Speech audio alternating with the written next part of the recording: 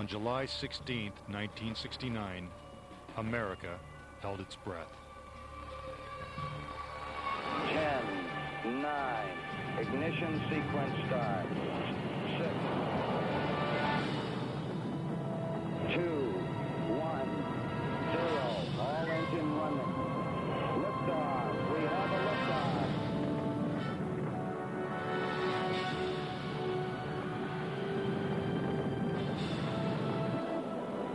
Apollo 11 blasted into space, beginning its 250,000-mile journey to the moon.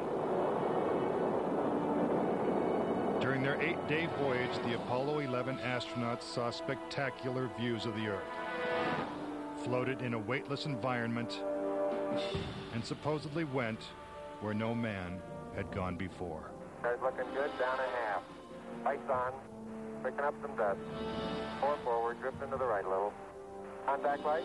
Okay, engine stop. We copy you down, Eagle. Houston, Tranquility Base here. The Eagle has landed. But did it? Did they really land on the moon? Most of us think so. Millions of people watched on television as the lunar lander touched down, and these unforgettable words were spoken. It's one small step for man, one giant leap for mankind. But even today, there are those who claim that believing in man's one small step requires one giant leap of faith. Bill Casing was an analyst and engineer at Rocketdyne, the company that designed the Apollo rockets. There were many problems that evolved during the 60s that led people to believe that we're never going to make it to the moon.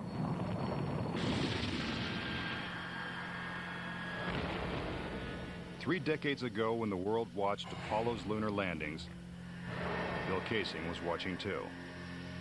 But what he saw on television, combined with his experiences at Rocketdyne, made him a skeptic. The whole thing then seemed phony to me. I think it was an intuitive feeling that what was being shown was not real. As he studied the footage more closely, he was shocked to find several inconsistencies.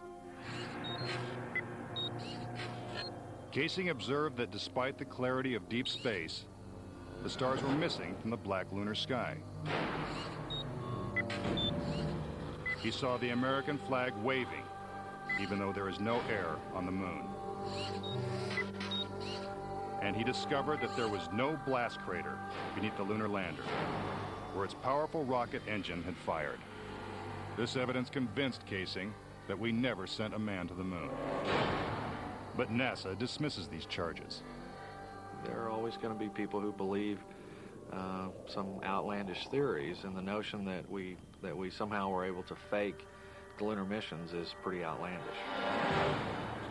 As outlandish as it might seem, it has been estimated that as many as 20% of Americans believe we never went to the moon. But how could anyone think that one of the greatest moments in human history is a hoax? Is it really possible that NASA deceived the world? According to a former astronaut, it's entirely possible. Regarding the Apollo mission, I can't say 100% for sure whether these men walked on the moon. Brian O'Leary was a NASA astronaut in the 1960s and served as a science advisor during the Apollo moon missions. It's possible that NASA could have covered it up just in order to cut corners and to be the first to allegedly go to the moon. Was getting to the moon first so important that our government would consider faking it? To find the answer, we have to go back 40 years, to a time when America and the Soviets were locked in a struggle for world domination. People assumed that the nation that won the space race would win the Cold War. We defined that as being first to the moon. It was a time of more or less national hysteria. On October 4th, 1957, the Soviets terrified America when they sent Sputnik, the world's first satellite, into orbit. The New York Times had to publish an article explaining to Americans that it did not carry nuclear bombs that could be dropped on the city from that altitude. The American public's fear of nuclear annihilation intensified as Russia took the lead in the space race. House Speaker announced in Congress that we may be headed for extinction. Many feared that the Soviet Union's ultimate goal was to put a missile base on the moon.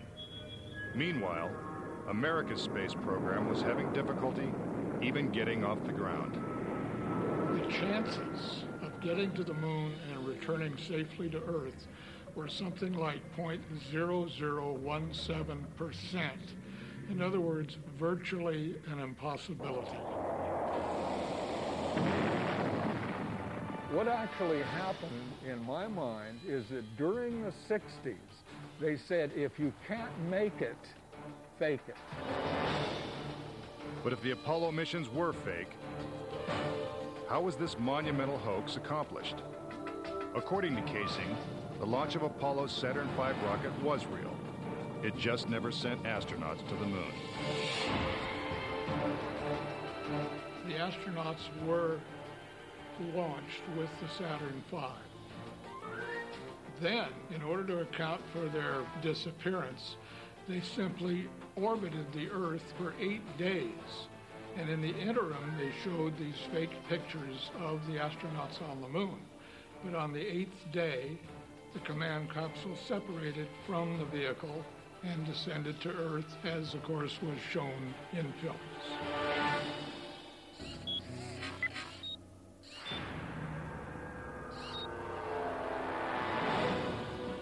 This theory inspired the 1978 movie Capricorn 1, in which the government attempts to fool the world by faking a mission to Mars.